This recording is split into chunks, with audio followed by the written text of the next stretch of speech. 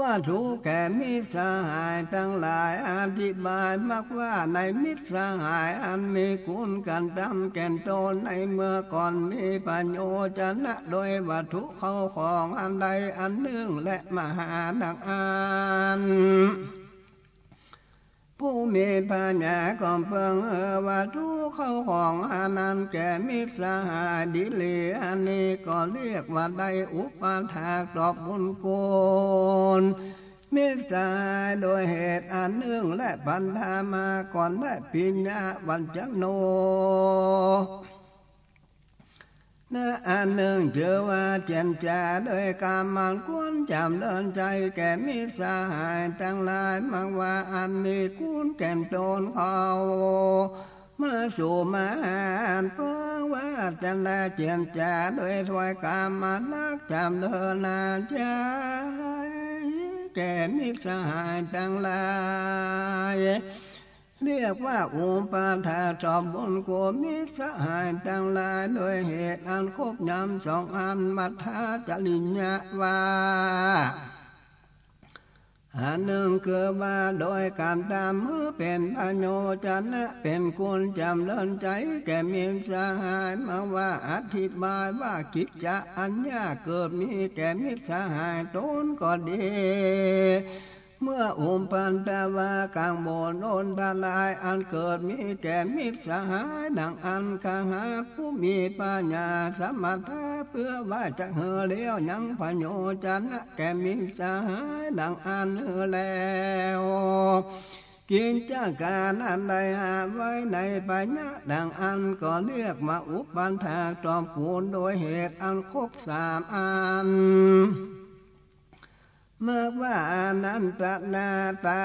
เนี่ยอันหนึ่งชื่อว่าได้การทำเสมอด้วยตนแก่สหายอันผาธนาด้วยตนว่าเหือนั้นรวมว่าอาสนา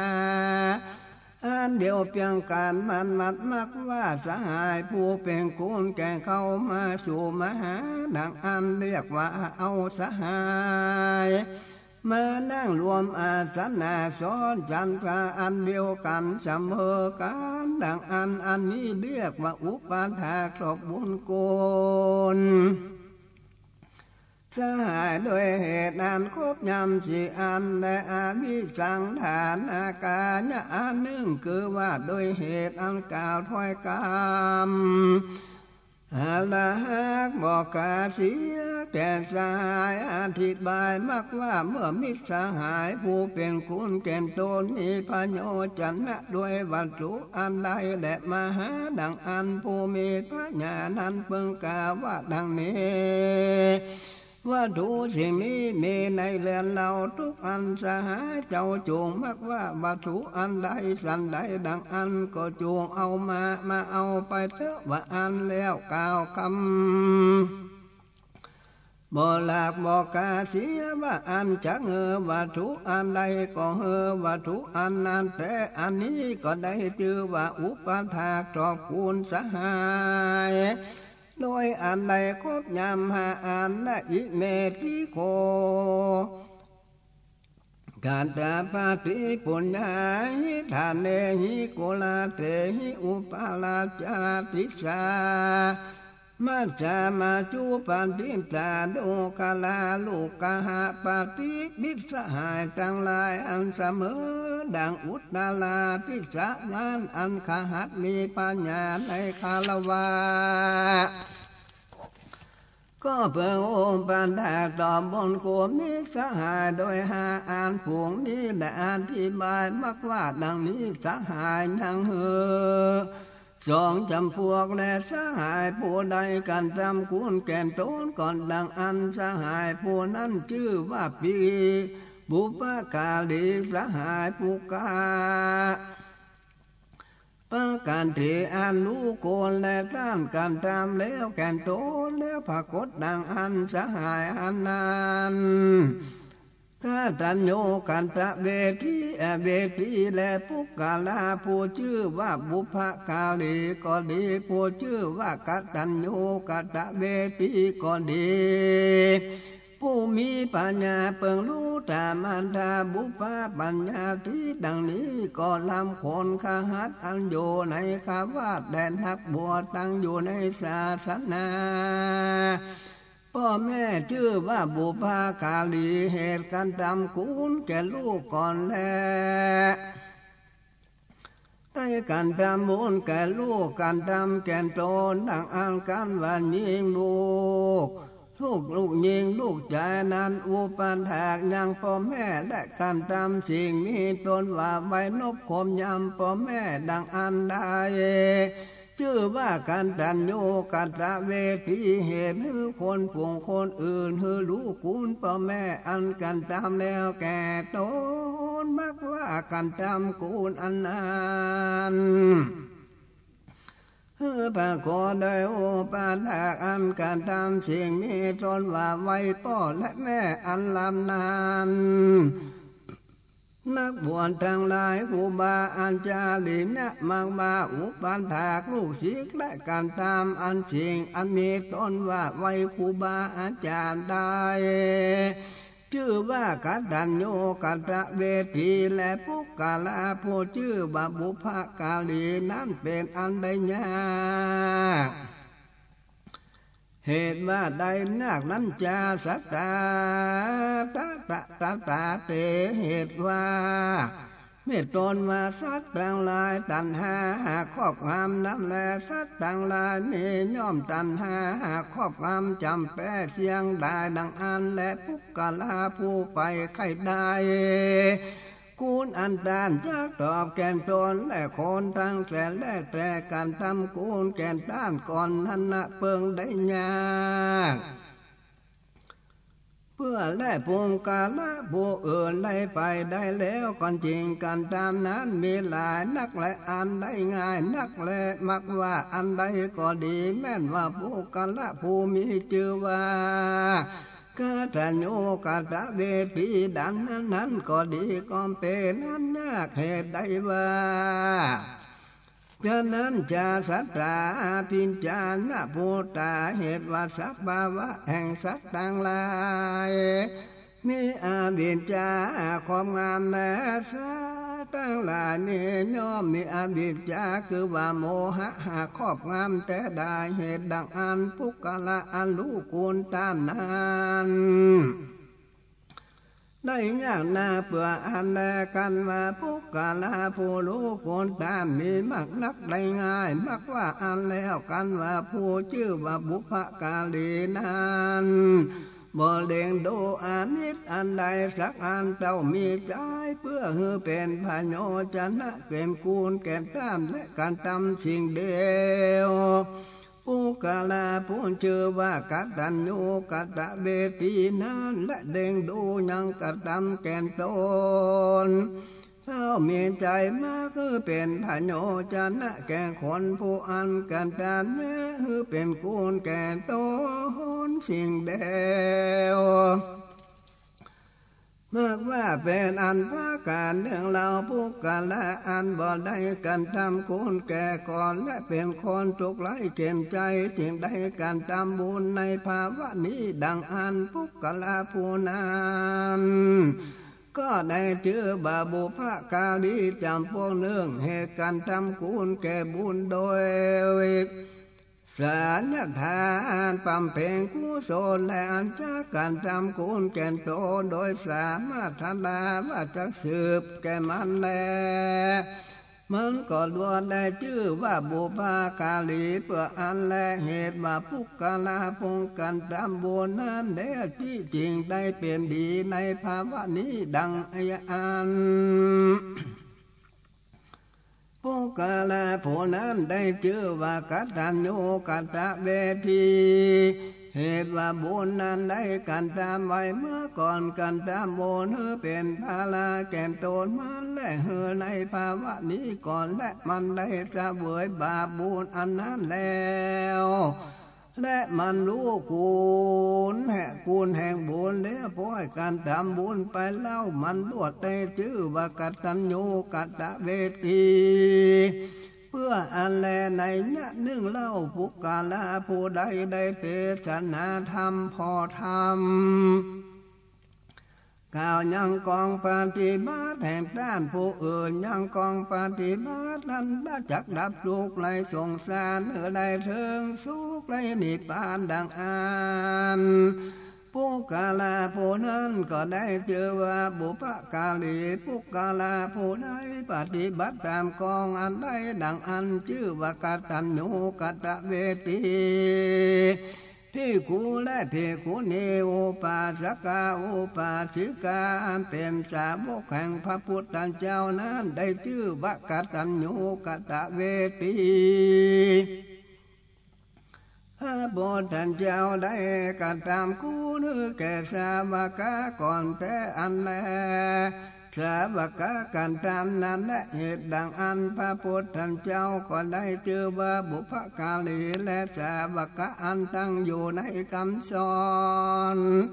แห่งพระพุทธเจ้าแล้วปฏิบัติตามกรรมอันเรียกว่ารู้กูลแห่งพระพุทธเจ้าแล้วกันทำตอบดังอันได้ชื่อว่ากตัญญูกตเวทีอิเมโคภุกะโลสัลโลกัสสามิอันว่าบุกาลาสองจำพวกอันภุกาละผู้ชื่อว่าบุพกาลีนั้น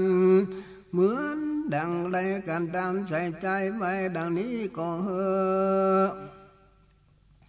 ยังนี้แก่ภุกาละผู้นี้เป็นอันเจ้านี้เหตุกูแลเหมือนดังรู้บาเดเลกันว่าปุกกาลาผู้ชื่อว่ากัตตัญญูกตเวทีนั้นเป็นพดุจจะดังรู้กันตามใส่ใจกูนี้ยังทะลงนี่แห่งตาแล้วก็จักถอยเสียมากว่าบวกูจักแทนฮือนี่ถ้าหลงตันจะแลดูจะดังว่าเหตุดังอันพระพุทธเจ้าจึงจักเตงชนาว่าเมื่อสหายผู้กันตามเมื่อเป็นคุณแก่นโตนดังอันนี้ดังอันแล้วขหัดผู้มีปัญญาอยู่ในคารวะเพิ่งต่อบุญคนสหายเมื่อไปโลนเล่าโดยดังพระพุทธเจ้าเทศนามานี้ได้กหัดผู้มีปัญญาสลายซึ่งสหายผู้ยินแล้วกูนั้นมากและได้จากทุกข์ไหลเข้มจะเสือถึงสุขใดกว้างขวางนั้นเราเพิ่งรู้มาโดยในยะบังหลับพระพุทธเจ้าเทศนาในจตุกะมีบาทดังนี้ที่เปโพธิสัตโตปาลานาสีนางลาจะสุดตัวธรรมเมนะลาจากาเลสีตานางสีลังราคาที่ดังนี้เวลานี้ดังได้ยินมาในกาลเมื่อก่อนอันคำลวงพ้นไปแล้วจังจีละการนักวันนั้นผู้ที่สัตว์เจ้าได้เป็นปัญญาในเวียงปาลานาสีสาเวยละเจ้าสัมปติโดยอันชอบสิบพังการเตียนย่อเมื่อตาหลังสาจีนโยนตามสุขแห่งตนในเมื่อขาดเชื้อคือว่าโจรทั้งหลายมายุทธกรรมเฮือจิบหายบ้านนอกที่ขอกแดนเมืองแห่งตนอันปัญญาปาลานาสีอันมีหมู่ดิปนสักกุละเสนาโยนทาโยธาทั้งหลายอันอยากย้ายเป็นปาลิวานก่อไปลบกรรมโดยโมปัญญาโจรปัญญาอันบ่แปรบ่ไปแม้แก่นโจรทั้งหลายอันมาเลผลคนขาเสือกทั้งหลายก่อนจักแตกไปหนีไปแล้วแต่เทศะต่างๆก็บ่อนจังอยู่ลบใดสักคนส่วนมาโดนปัญญาก็ขึ้นโซลังมาแล่นหนีไปถึงบ้านพระจันทกามอันเนื่องเมในของแดนเมืองมีผู้ใจทั้งหลาย60 คนนั้นอยู่ในบ้านอันนั้นเป็นปากแห่งอังปัญญาบ่อนใจเป็นปัญญา แห่งสาวโจรสะคนและการหลวงเจ้าเขาก็เข้าชมนุมกันตามกิจการในลำกลางบ้านในขันยามนั้นปัญญาธรรมนี้กาลาจะก็ขึ้นขี่ม้าเหนือมีเนือนโดนอันบาดาด้วยเครื่องบาดาบางนักกองเข้าไปสู่โซสมสู่ยังบานอันนั้นเจ้าจะนาบดดังไดเขาก็บอกรู้จากปัญญาเขาก็เข้าใจว่านายมาภูมิกานี้มาเป็นบ่าวโจนันจะลือดังเลือเข้ามาสู่ในบ้านแห่งเราจะว่าอันแล้วเขาก็เข้าใส่ใจว่าเป็นโจรแต่อันเป็นอันกลัวมันนักแล่นเข้าไปสู่เดือนโจรก็มีและลำใจทั้งหลาย60 คนนั้นแล้วยังเกิดใจพอเกิดใจผู้หนึ่งบ่หนีเมื่อสู่เดือนแห่งตนเหตุบ่รู้จักปัญญาอันก็ดีมันก็แล่นเข้าไปละปัญญาถามซึ่งปัญญาบาดูกาลาเจ้านายจังหลายดังได้เน้นมาปัญญาเจ้ามาลบจนจังหลายในจันนาบดว่าอันคนคูเป็นบ่าวแห่งปัญญารู้ว่าจักเป็นบ่าวแห่งโจรอันเจริญปัญญากาบาโดลาสหายคานี้เป็นบ่าวแห่งปัญญาได้ว่าอันใจผู้นั้นมันใส่ใจว่าเป็นบ่าวแห่งปัญญาแต่ก็เอามือสู่เรือนแห่งโจรนันนาโยนเนื้อตักแห่งเมียแห่งโจรมาช่วยโจรโดนปัญญากินข้าวน้ำผู้จันอาหารตามกรรมแห่งตนก็เมียผู้ที่อยู่ที่นอนแก่ปัญญาโดยคำว่าเจ้าโจโยยังอยู่หาลำบากน้ำหนึ่งก่อนเตะว่าอันปัญญาก็นอนอยู่ในเรือนแห่งใจโพนานใจโพนานก่อมไปปล่อยแป๊บยาปดยังเครื่องมาดังปัญญาแล้วก็จูงเอามาเที่ยวไปมาแล้วก็มาดูกินน้ำนั้นแล้วก็จะล้างมาโดยน้ำมันแล้วมันก็ยามากินหันแลกใจผู้นั้นอุปถากปัญญาดังนี้แลพระมาร2-3 วันนั้นในเมื่อปัญญากาว่าเราก็จะสั่งอำลาสั่งหายเมื่อก่อนจะและว่าอันใจผู้นั้นก่อนจริงกันตามอันคนกันตามเป็นกลนว่าอาบน้ำดำหัวแก่ปัญญาแล้วกันตามแก่มาตัวนั้นทุกอันและปัญญาการว่ากินเขาแล้วอันจักเมื่อดังอันก็กาว่าดูลาสหายคาตนชื่อเป็นนายมาเป็นไงอันหนึ่งและเรือนแห่งขาก็มีในตามข่าวเวียงนั้นและสหายเทวาเมื่อสู่เวียงโดยกิจการอันใดอันหนึ่งดังอันไปสู่ที่ไกลประตูเวียงตามแกงแล้วแต้นโจรทามซึ่งนายปันตูนายมาผู้ใหญ่ผู้อยู่เรือนดังได้จ้าว่าอันจงนายปันตูนำสหายเมื่อสู่ยังเรือนแห่งตนพระญาก็คืนขี่หลังมาเดเมื่อสู่เวียงอันแดแม่นบาโมลีปนตั้งหลายเขาก็หันพระญาปานีข้าเสือกในที่ขอกแดนเมืองนั่นเขาทางทับอยู่ไปหน้าปัญญาแห่งตนจู้คนกันว่าปัญญามาแต่ไกลเขากอมไปนับเอาปัญญาแวดล้อมอ้อมเป็นปาลิบาแล้วก็เข้ามาสู่ภายในเวียงแล้วปัญญาก็นั่งอยู่ในละแวกประตูมาแล้ว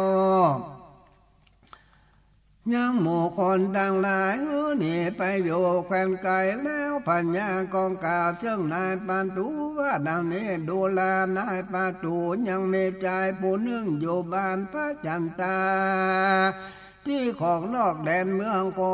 นมาค่อยหันเอาการมันมาถึงที่นี้ถามซึ่งด้านเดือนนายมาผู้ใหญ่นั้นมันอยู่ที่ใดจ้าท่านโจนาเมาใจผู้นั้นเมื่อสำแดงแก่เราท่านก่อนจักได้เงินปานเนื่องแต่สำนักเราจะแล พระญาก็สั่งกับโดยนายพระดูว่าดังนี้แล้วเขาก็เข้าไปสู่พร้อมภาษาลาจะมนเทียนแห่งตนและผ่านแต่นานไปเมื่อนาจะนาบดผู้นานก็ไปเข้ามาโจในเวียงเตื้อดังอันพญาจริงคันนิ่งใจมาดังนี้ใจประจันตะผู้เป็นสหายแห่งโกบ่แรงว่าเจ้ามาโฉบเบียงโดยเหตุทางการบ่ได้จะแลกกูจังสาลีเบียดเบียนจาบานพระจันทราที่นั่นโดยส่วนไหนจาบ้านจับพระจันทราอันบ่ได้ก็จังใจผู้เป็นสหายแห่งโกมาโฉบเบียงโดยคำว่าเจ้าจุมนายมาผู้ใหญ่นั่นเตอะว่าอันจะและปัญญาของจำเริญแทนส่วนร้ายในบ้านประจันเตออันเป็นที่อยู่แห่งใจผู้สังหายนั้นมักว่าฮือบิดเบียนเจ้าบ้านพระจันทราที่นั้นเขาก็มาจุมนุมกันโดยส่วนร้ายมากนักแลกว่าเก่าเล่าดังอันชายปัญจันทราผู้นั้นก็บ่เมื่อโสเวียงมือเตือปัญญาก็ซ้ำเหือไปโสยไล่แถมแล้วแม่นทอนสองทีสามทีใจปัญจันทราก็มาผู้นั้นมันก็มาโสเวียงเมื่อดังและเมื่อดังอันคนตั้งหลายอันโยนให้บ้านทีมนั้นเขาก็จุมนุมกันกล่าวซึ่งใจโบราณว่าดังนี้โดนแลตั้งแลแต่นี้ไปนาแต่อันมาแห่งใจนายมาโบราณและปัญญาเจ้าหากจะก็ฮือมาเบียดเบียนด้วยส่วนร้ายมั่งนักบ่อาจเพื่อว่าจะงอคอยอหัวใดสักคนและเจ้าจงเมื่อบอกแก่นายมาผู้ใหญ่ในปอเวียงโพนฮือนายมาผู้ใหญ่นั้นไว้สาปัญญาแล้วขอสะวางป่วยส่วนร้ายแก่ข้าแก่เราเตออย่าฮือปัญญาส่วนร้ายแก่เราเตอว่าอันแลใจผู้นั้นกาว่าดีนักว่าอันข้าจะไปบอกเฮือนักใจสู่เจ้าทั้งหลายจะและโดยเหตุอันแท้ว่าอันก็เมื่อด้วยมือเยาวยาก่อนและลูกหญิงลูกชายสหายแห่งนายมาผู้ใหญ่ดังอันได้ยินว่าคงมีคนสองคนและสู่เจ้าจงเอาฝากคือว่าผ้านุ่งผ้าสบายเครื่องผ้าดับอันจักเมื่อแก่ลูกเมียแห่งนายมาผู้ใหญ่ผู้เป็นสหายแห่งมานานเตอว่าอันคนทั้งหลายในบ้านนั้นก่อนแต่งดาของฝากพร้อมจุอันแก่ใจผู้นั้นแดดใจผู้นั้นก็เอาของฝากกับเขาต้มข้าวนมในเรือนแห่งตนใส่ถุงสัมปายไปล่อถึงประตูเบียงกำใจมันก็ถามนายประตูว่าดังนี้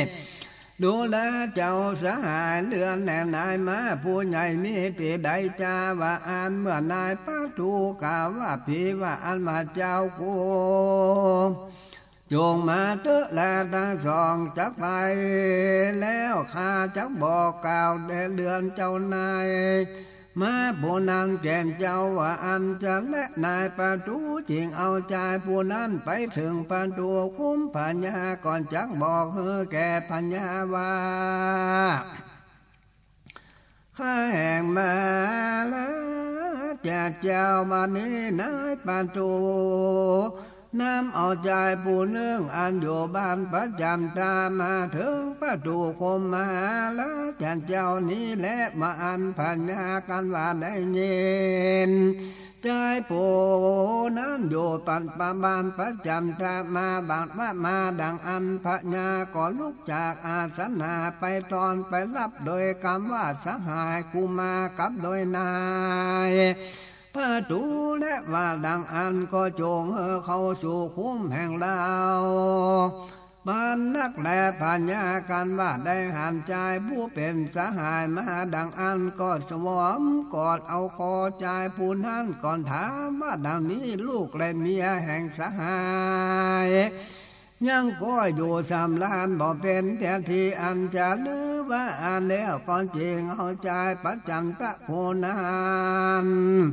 ขึ้นโสภาษานางเหนืออาสนะปัญญาก็มีไปในเศตาสัตเหือนางอักมะเอสีแห่งตนแล้วกองข้าว่าดูแลนางลาเจเทวีผู้งามชงทำเลิน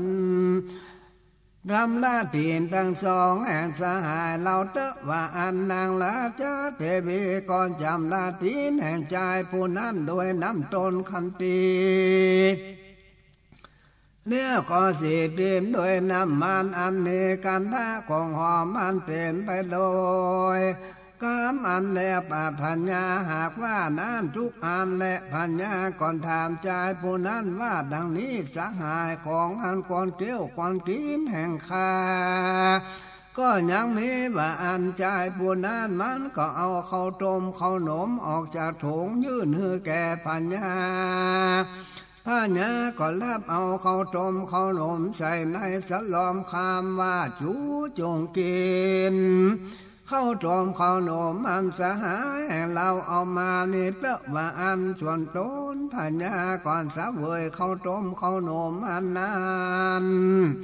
เมื่อนั้นปัญญาก็เงินแก่นายปัจจุบันเป็นของรางวัลแก่นายและส่วนอันว่าใจปัจจันตะผู้จักรับนั้นก็แสดงปัญญากา